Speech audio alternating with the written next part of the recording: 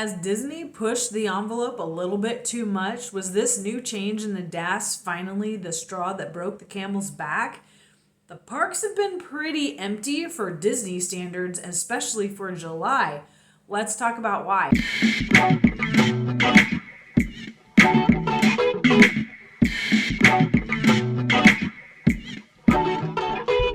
Hi friends, this is Laura Chromzack with the Disney Slowdown. I'm going to help you plan your magical vacation with your special needs kids. Slow down, savor the moments, avoid the meltdowns, stay on budget, and have a good time.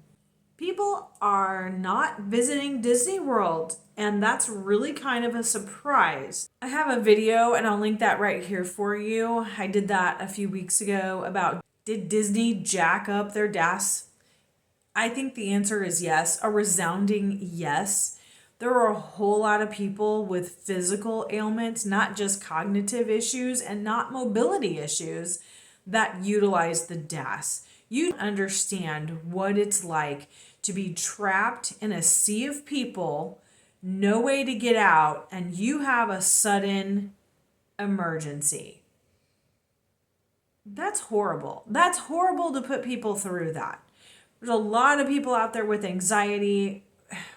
I covered this before. I'm still not buying the fact that so much abuse of the system that Disney had to change it. I'm not buying that. When you live in the world of special needs, you meet a lot of people who are also in that world. And just because they don't look disabled and just because they can have a conversation with you doesn't mean there isn't something going on. I saw so many people in the groups like Disney's my happy place and now I'm just stress and anxiety. There were even cast members with special needs who were denied DAS. Oh man, come on, Disney, do better. I think that might have really done a lot of people in, and I think that might be a big contributor as to why there's nobody in the parks in July. Now, let's look at Disney standards, shall we? To determine if the parks are busy, I always go to my Disney Experience app and I look at the wait times for the most popular attractions. Seven Dwarfs Mine Train is a great one to look at.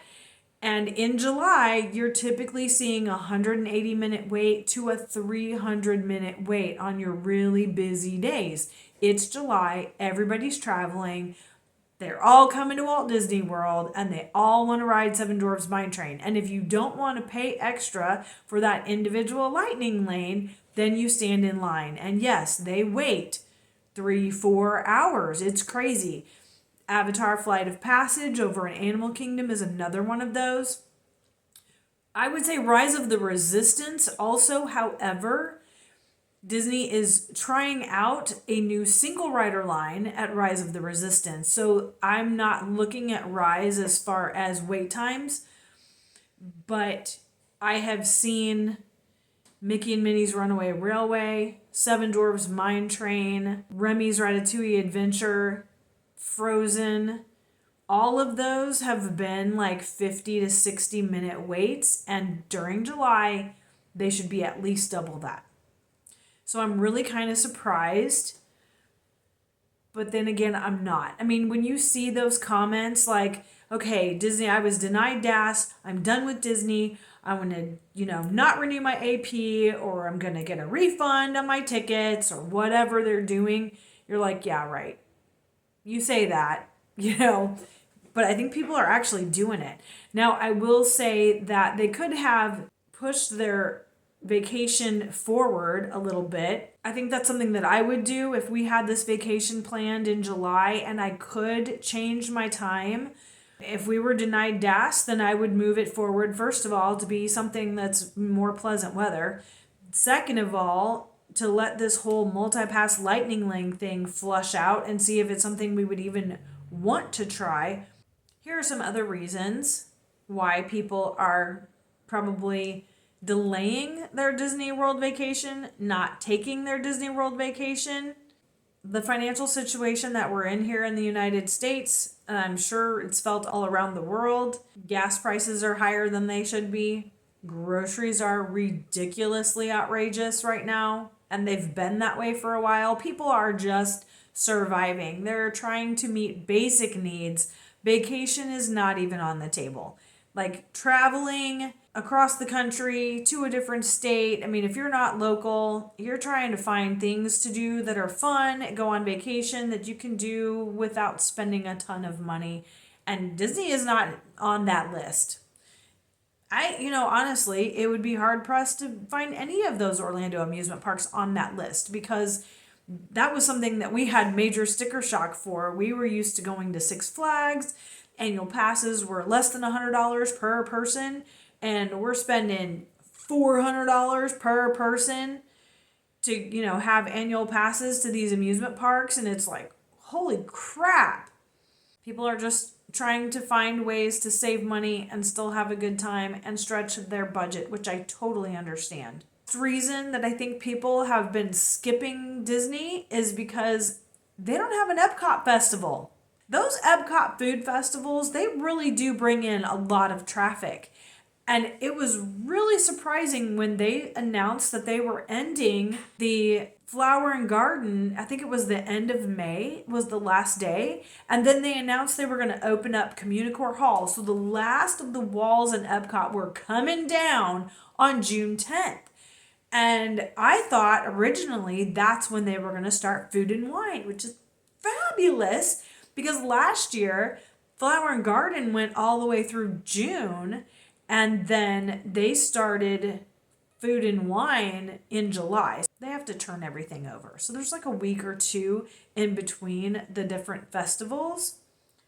But Epcot's sitting there since the end of May with no food festivals for all of June, all of July, and all of August. Food and Wine doesn't start till August 29th. Everybody's like, why do I want to go to Epcot? There's no food festival. I mean, I get it.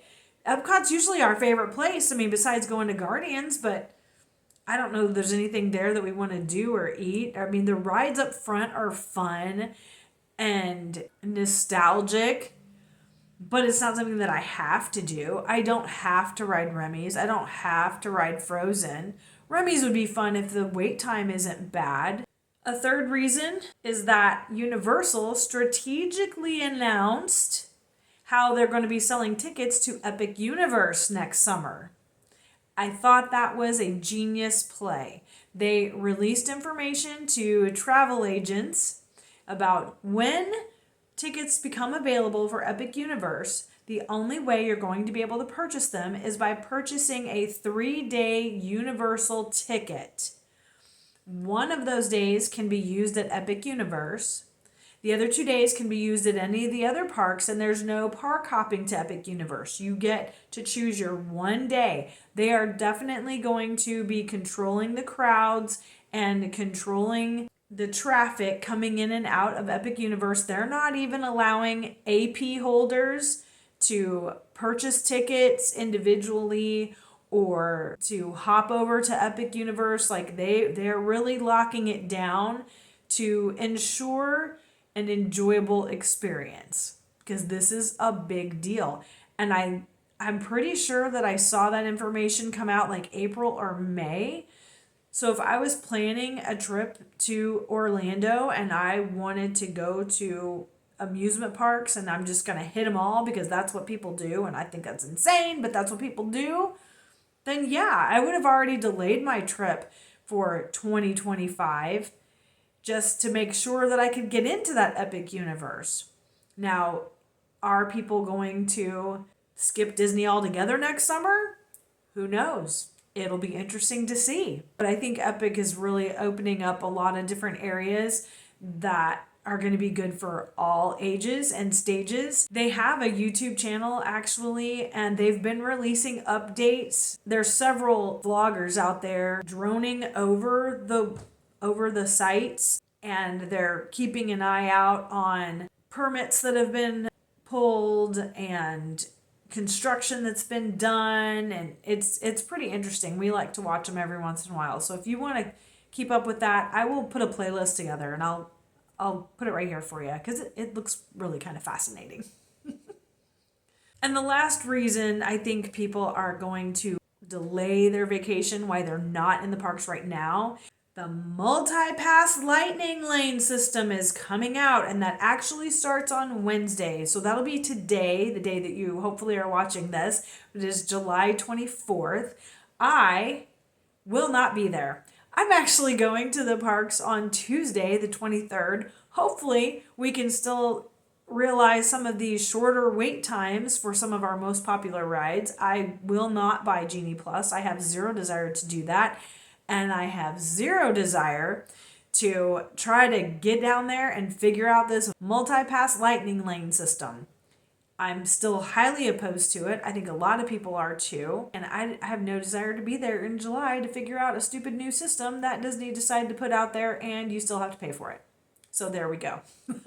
I will be bringing you a day at Walt Disney World that is pretty much completely unplanned. We know we're going to ride Tiana's Bayou. We'll get in the virtual queue Tuesday morning at 7 a.m. And then we want to hop over to EPCOT and ride Guardians, of course. But other than that, we have no plans. Can you believe it? Going to Walt Disney World, no plans. It's going to be great.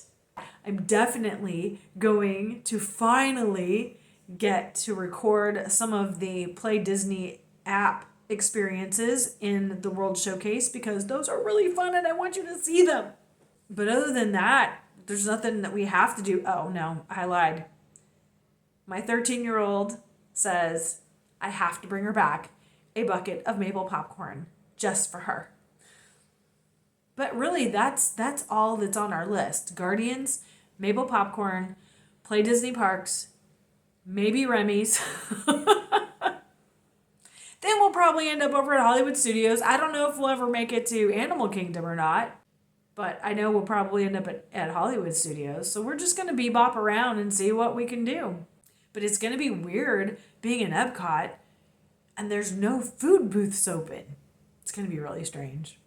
So tell me, have you booked a vacation to Walt Disney World and then you delayed it? Or were you planning on booking a vacation and you decided to delay it?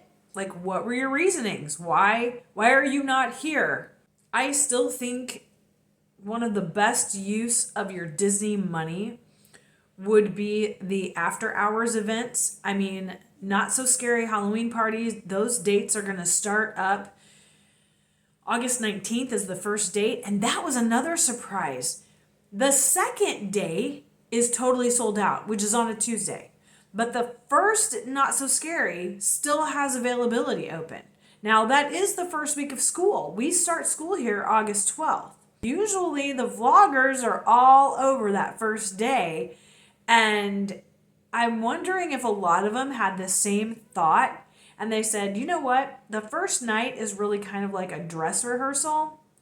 Because if you think about putting on a stage play, you usually go through an entire week on the theater set, getting the lighting right and the costumes and the microphones and all the choreography and the lines. While Disney cast members have been practicing their Not So Scary skits and performances, they can't really full on perform until the first night. So it's really like a live dress rehearsal. And I hear that there's usually a lot of things, quirky things, just like you would expect from a dress rehearsal or what we used to call, still called Hell Week, that week before your first performance. A lot of things go wrong. I'm just wondering if the vloggers have all decided, you know what, I'm going to let everybody else take that first night and I'll just wait a few days and they'll work out the kinks and we'll have a better experience on the second night because those tickets are gone.